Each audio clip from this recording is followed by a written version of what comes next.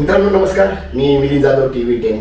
मित्रांनो, आपला पॉडकास्टचा उद्देशच हा आहे की अगदी सेलिब्रिटीपासून तळागाळातली माणसं जी आहेत तर त्यांची ओळख लोकांकडे आपण त्यांची आणणार आहोत.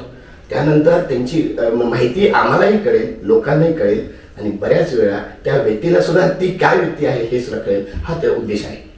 आज आपल्यापुढं असंच एक अवलिया व्यक्ती आहे, रुपेश केसेकर. तर अवलिया मी ह्यासाठी म्हणलंय की तुम्ही बघत असाल की जरा हटके व्यक्तिमत्व आहे आणि विशेष करून आपण त्यांनाच विचारणार आहोत की ते स्वतःला काय म्हणून घेणं पसंत करतात. तर पहिला प्रश्न हाच आहे की रुपेश केसेकर स्वतःला काय म्हणून घेणं पसंत करतात. तुम्हाला ते म्हणतात आम्ही त्या ऑप्शन्स आहे. एक तर सामाजिक कार्यकर्ता, एक तर यूट्यूबर, त्यानंतर तुम्ही म्हणजे क्रांतिकारी, त्यानंतर प्रत्येक इलेक्शनला उभे राहणारे एक व्यक्ती किंवा सामान्य नागरिक. मला माहिती आहे कदाचित तुमचं उत्तर फक्त लोकांना कळू द्या. सर, एक सामान्य पुणेकर नागरिक एवढंच माझी ओळख आहे. गुड. पुणेकर हे महत्वाचं आहे. अच्छा, बरं, वा वा वा. अगदी TV10चा सुद्धा तोच उद्देश आहे. आम्ही बातम्या फक्त पुण्याच्या करतो आणि आमचं म्हणणंही असं आहे की पुण्यात जे होतं ते बाहेर सुद्धा होत असतंय. पुण्यात जर चांगलं झालं तर त्याचा परिणाम बाहेर सुद्धा होतो. तर सर, परत एकदा मी विशेष करून तुमची एरिया बघितली आहे, महानगरपालिका PMC. तर जरा थोडक्यात तुमची शैक्षणिक माहिती सांगा आणि महानगरपालिका का, या दोन प्रश्नाची उत्तरं तुम्ही द्या. शैक्षणिक माहिती म्हणलं तर मग ग्रॅज्युएशन करायचा प्रयत्न केला, एकदा सोडून दोनदा केला. दोन्ही वेळेस शिक्षण पद्धती आवडली नाही. अच्छा. यामुळं शिक्षण सोडून दिलं. SY पर्यंत केलेलं आहे. SY BCom केलं, नाईट कॉलेजमधून केलं. बरं. म्हणजे दिवसा काम आणि संध्याकाळी शिक्षण, अशा पद्धतीच्या कॉलेजमध्ये शिक्षण घेऊन जी काही आपली BCom ची जी काही शिक्षण पद्धती आहे ती पटली नाही. मग शिक्षण सोडून दिलं. असं नाही की मार्क कमी होते. माझा जो काही स्पेशल सब्जेक्ट होता त्या सब्जेक्टमध्ये मी कॉलेजमध्ये टॉपर होतो. कॉस्टिंग मध्ये. शाळा कुठे म्हणला? शाळा नातूबाग मधली सुशीलाबाई विरकर हायस्कूल, कॉलेज सरस्वती मंदिर नाईट कॉलेज. ओके. दुसरं त्यामुळे शिक्षण अर्धवट म्हणू शकतो आपण. ग्रॅज्युएशन पूर्ण नाही, पण समाजामध्ये गेल्यानंतर, बाजारामध्ये गेल्यानंतर जे काही शिक्षण मिळालं ते चांगल्या पद्धतीने झाले. आमची शाळा देखील, कॉलेज देखील मंडई परिसरामध्ये असल्यामुळं शैक्षणिक किंवा पाठ्यक्रमातलं शिक्षण कमी आणि बाजारातलं शिक्षण चांगलं झालं. प्रॅक्टिकल शिक्षण तर शिक्षण चांगलं झालेलं आहे. आणि कॉर्पोरेशन का किंवा कामासाठी कॉर्पोरेशनलाच प्रेफरन्स का, तर कॉर्पोरेशनच असं नाही, जेवढ्या शासकीय संस्था आहेत, जेवढ्या आपल्याला निगडीत असणारे, आपल्या जीवनाशी निगडीत असणारे ज्या काही शासकीय संस्था आहेत त्या सगळ्यांच्या ठिकाणी काम करायची तयारी आहे. पण पुणेकर म्हणून पुणेकरांना जास्त संबंध येतो तो म्हणजे महानगरपालिका. तर त्यानुसार मग कॉर्पोरेशनचा जास्त पाठपुरावा केला जातो. कारण आपल्याला घरातनं बाहेर निघताना आणि घरात परत येताना ज्या ज्या गोष्टींचा सामना करावा लागतो त्या सगळ्या गोष्टींसाठी जास्त करून महानगरपालिका संबंधित असते. त्यामुळे कॉर्पोरेशन. तुम्ही आता म्हणला की शिक्षणची पद्धत आवडली नाही म्हणून सोडलं, तर मी मित्रांनो हे सांगतो की एक वेगळेपणा असलेली व्यक्ती आहे. तर म्हणजे कॉलेजच्या काळामध्ये तुम्हाला ते वाटलं, अगदी जाणवलं. तर म्हणजे वेगळेपणा हा आहे की मग आता आम्हाला जाणून घ्यायचं की बालपण कसं होतं, म्हणजे एक्झॅक्टली कसं होतं? ॲव्हरेज पेक्षा कमी. म्हणजे माझं म्हणण्याचा उद्देश आई वडील काय करत होते? वडील बजाज टेम्पो मध्ये कामाला होते. आई घरकाम आणि प्रिंटिंग प्रेसची कामं करायची. ओके. आणि आत्ताचं तुमचं कुटुंब कोण कोण आहे? मी, आई आणि बायको, मुलगी, सर्वजण. ओके. आता माझा स्वतःचा व्यवसाय आहे त्यामुळे बाकीच्या गोष्टी लागत नाही जास्त. व्यवसाय काय आहे? ऑइल ट्रेडिंग करतो. ऑइल ट्रेडिंग करतो.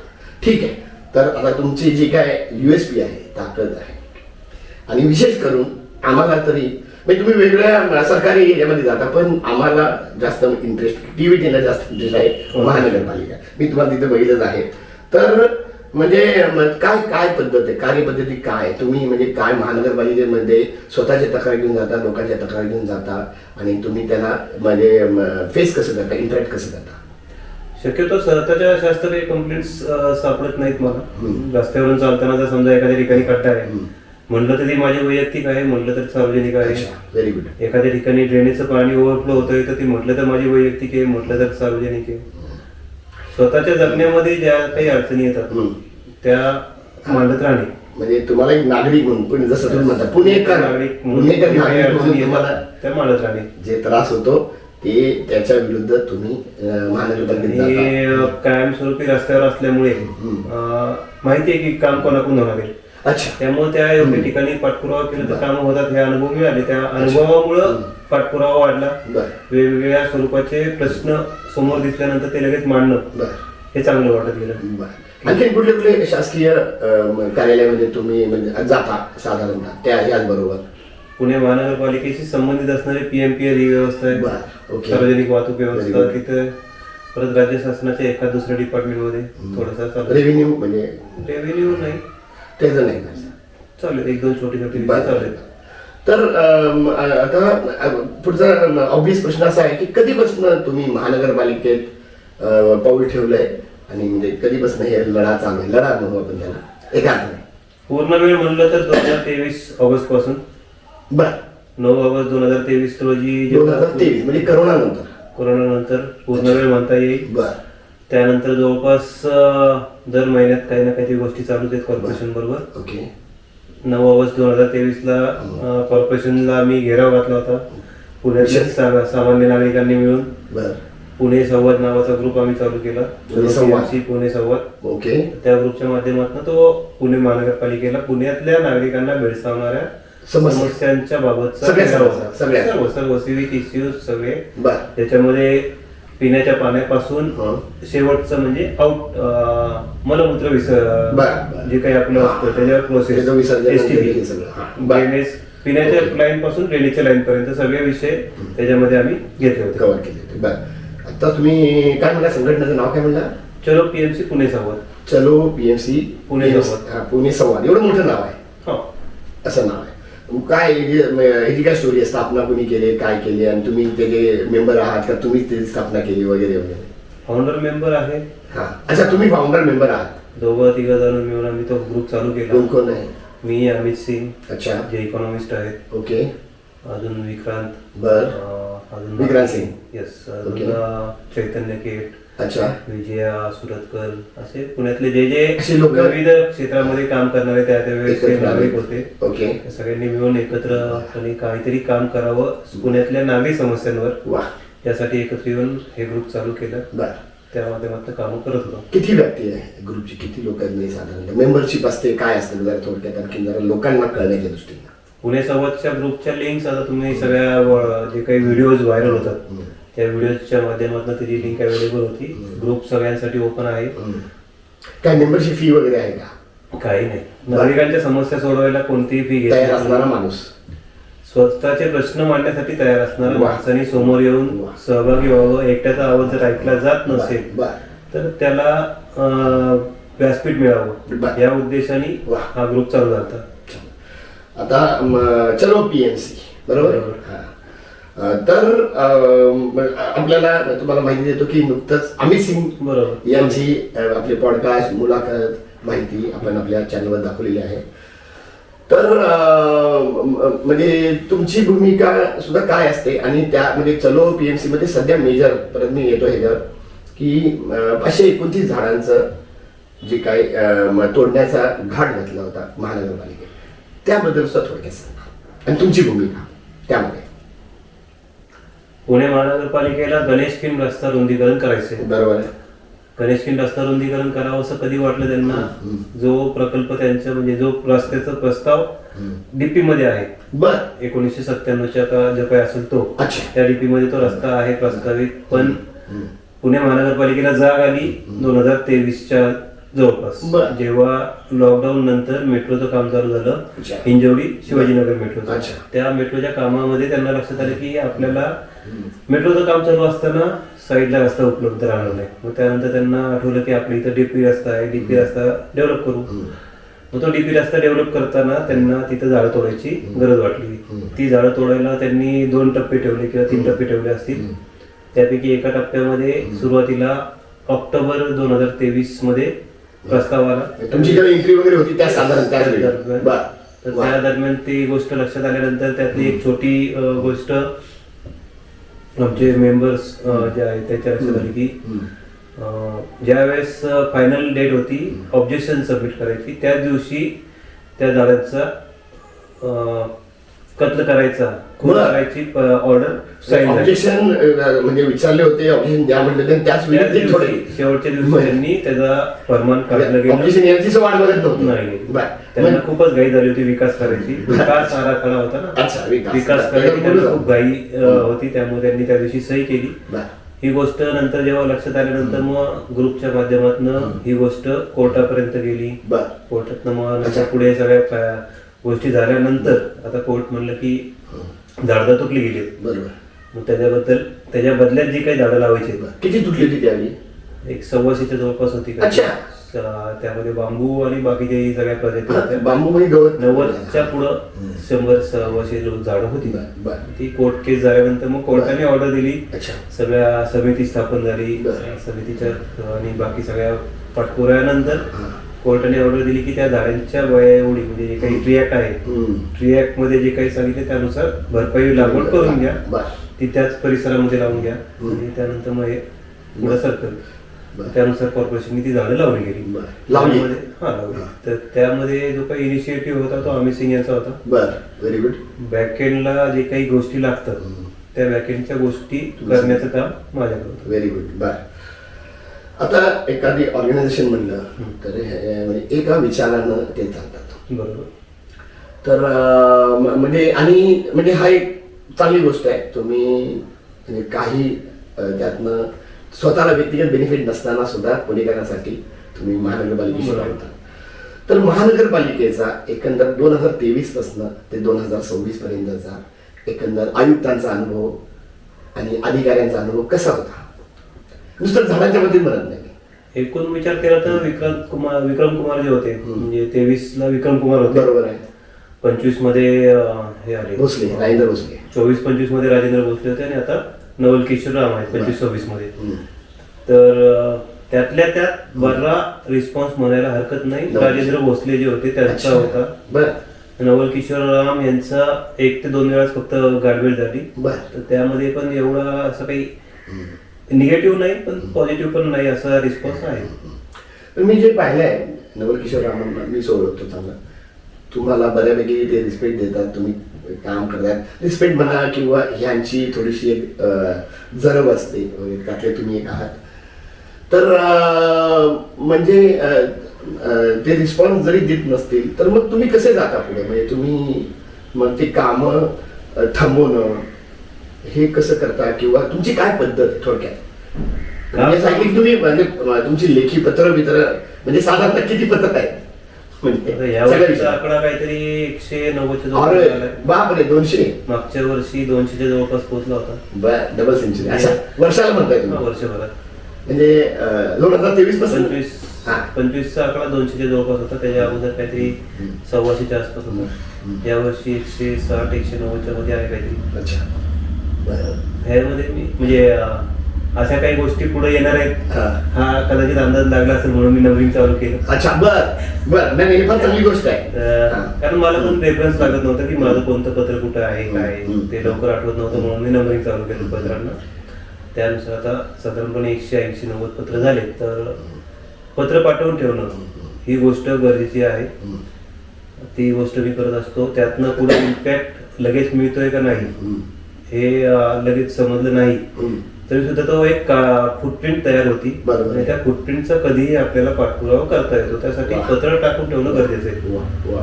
जेव्हा समोर कोणी आयुक्त आहेत ते जरी 3 वर्षानंतर बदलले तरी सुद्धा 10 वर्षानंतर सुद्धा आपल्याकडे एक गोष्ट आहे की त्या पत्राचं काय झालं. यातलाच एक जुना अनुभव म्हणता येईल किंवा काय. 2018 मध्ये मी माझ्या मुलीच्या नावाने पत्र दिलं. मला पुण्याच्या नदीमध्ये पोहायचंय.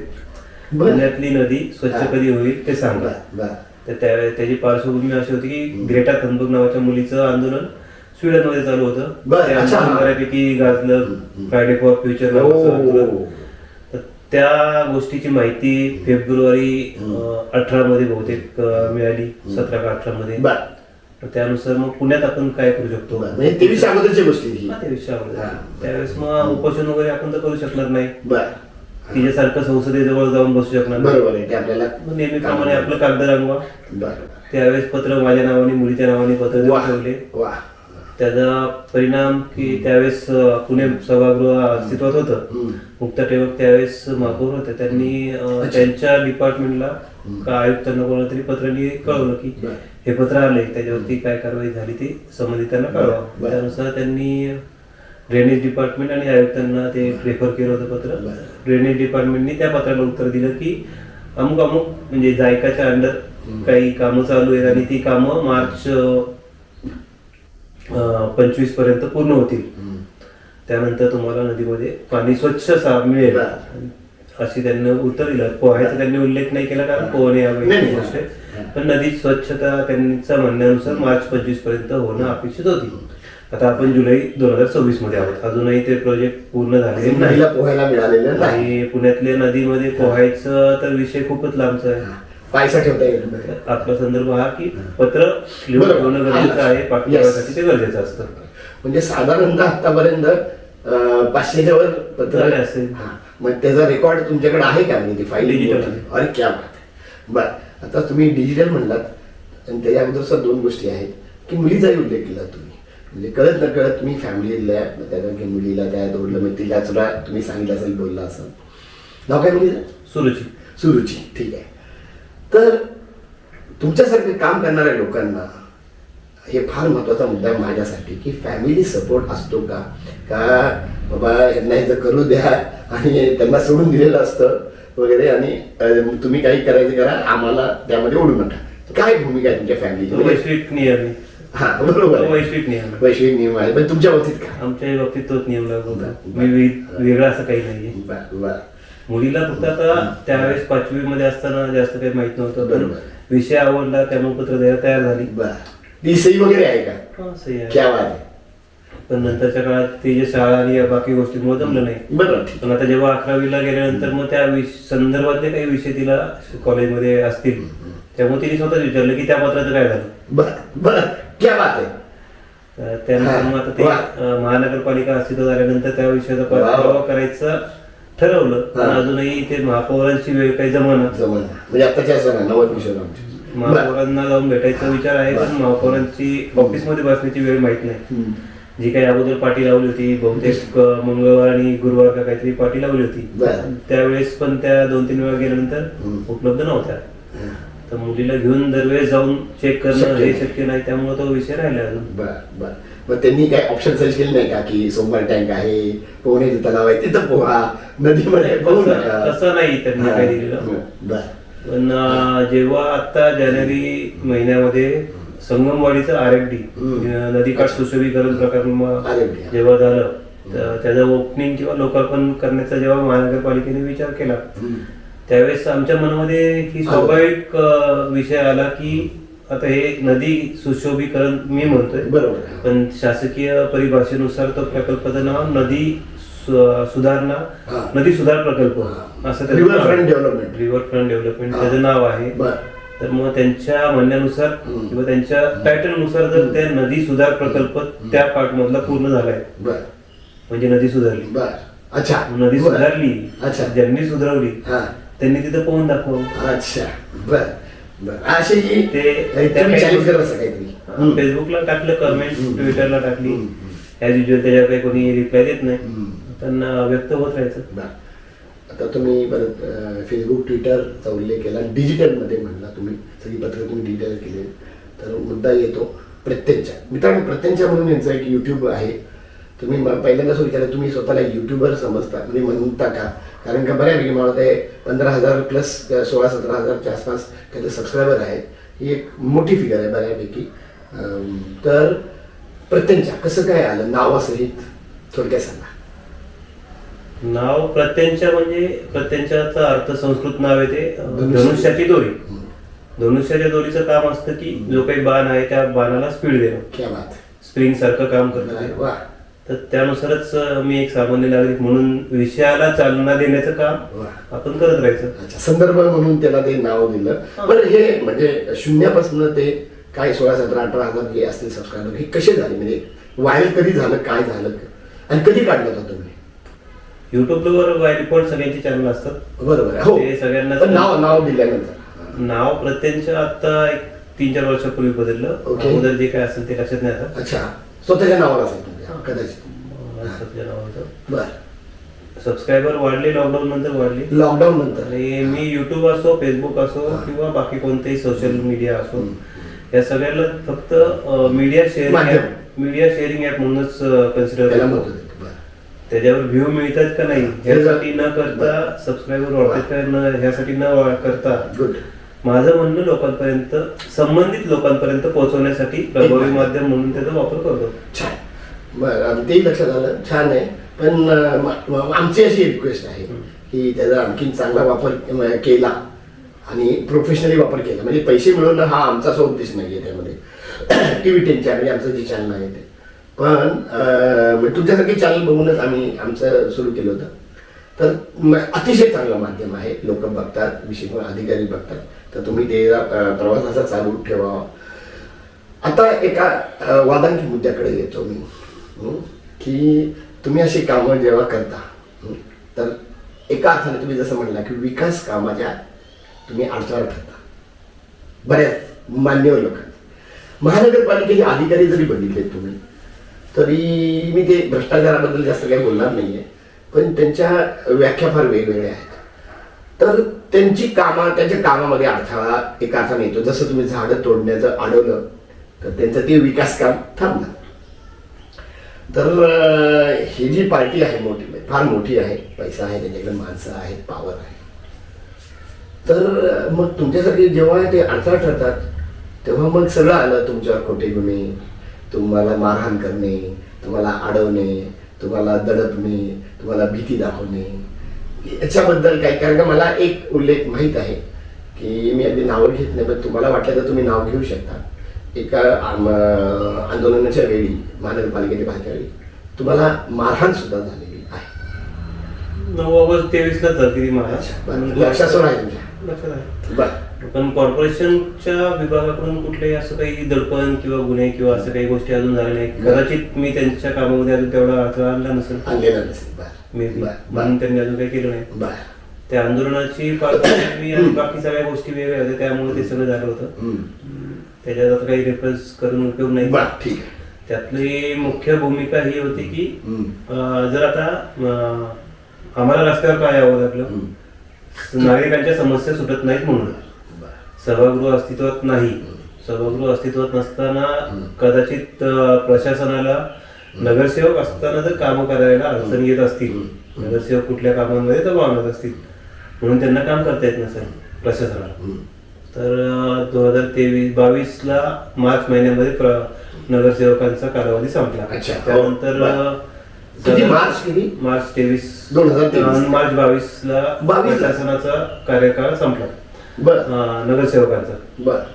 त्यानंतर जवळपास वर्षभर झाल्यानंतरही त्या समस्या लोकांना जाणवतात. रस्त्यावरचे खड्डे तसेच आहेत, गटर तुंबलेले आहेत, पाणी येत नाही वगैरे वगैरे.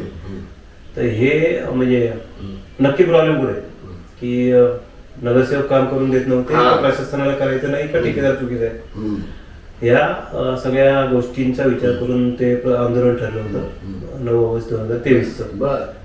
आणि त्यावेळेस मग भूमिका ही होती की नगरसेवकांना काम करायला संधी असते, त्यांच्या कार्यकाळात कामं झाली नाहीत, प्रशासनाच्या काळात पण ती कामं होत नाही. मग आता त्यासाठीचा जाब विचारायला शासनाचे मालक म्हणून नागरिकांनी स्वतः जर यायचा विचार केलाय तर नागरिकांच्या आंदोलनाचा हक्क आहे, नागरिकांचा जाब विचारायचा हक्क आहे. तर त्यावेळेस समजा जर नागरिक रस्त्यावर आलेले आहेत तर अशा वेळेस इतर कोणीही त्याच्यामध्ये येऊ नये.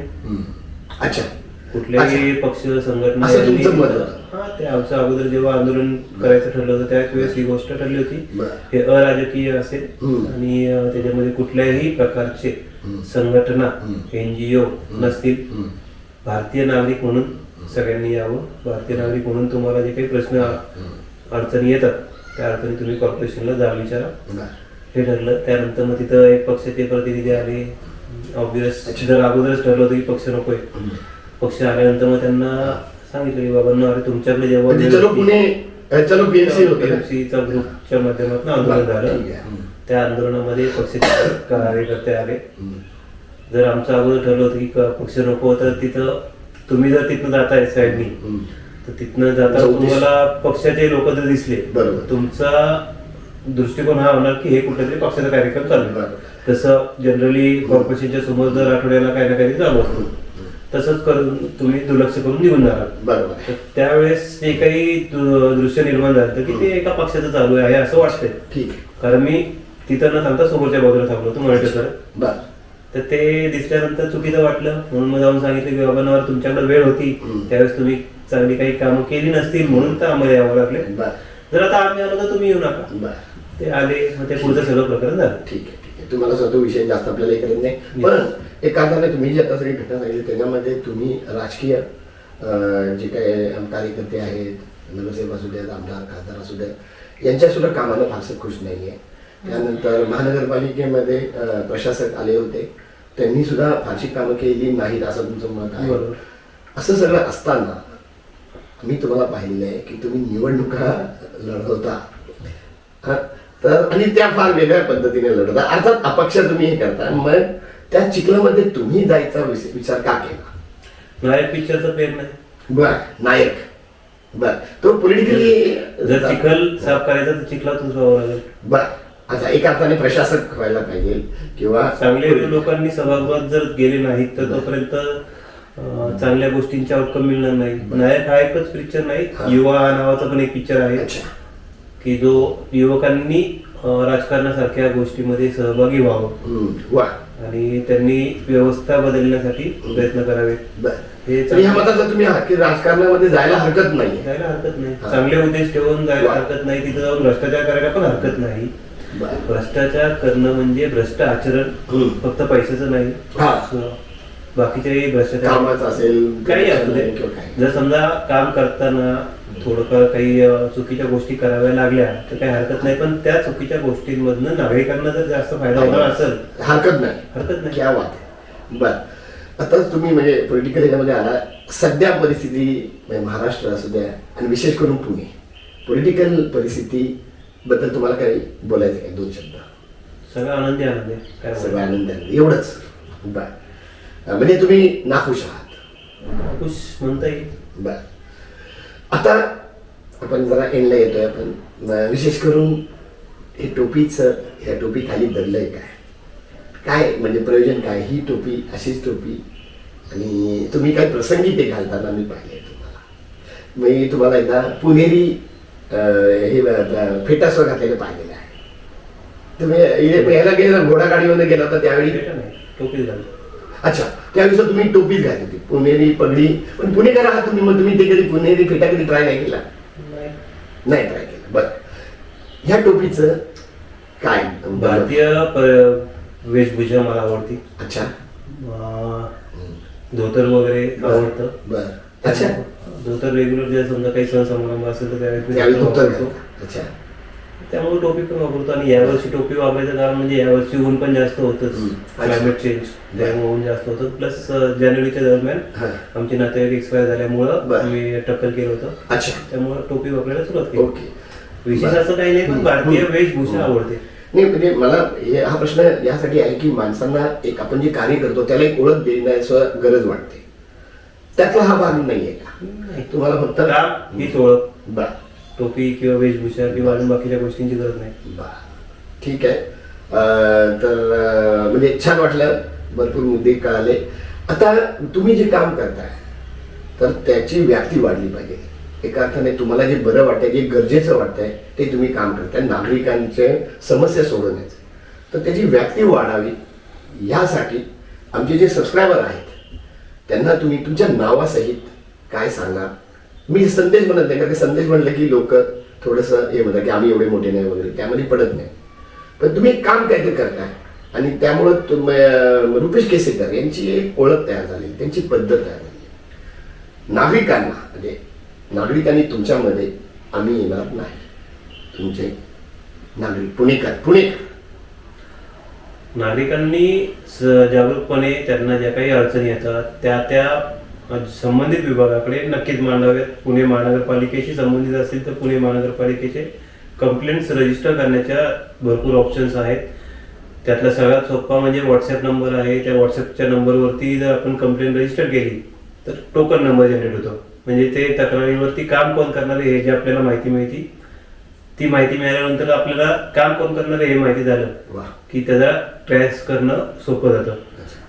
तर नागरिकांनी जोपर्यंत सगळ्या गोष्टींमध्ये सहभागी होत नाही तोपर्यंत सुधारणा होणार नाही. व्यवस्था आपल्यासाठी काम करते तर त्या व्यवस्थेला जाब विचारणं हे आपलं काम आहे.